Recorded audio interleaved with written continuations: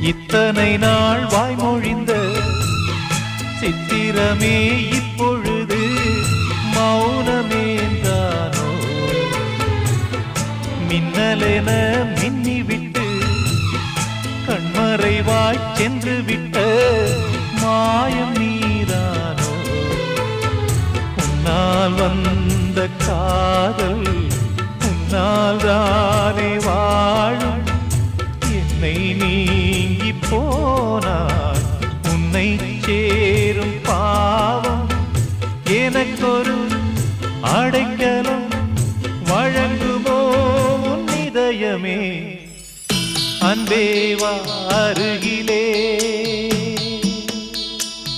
என் வாசல் வழியிலே உல்லாச மாளிகை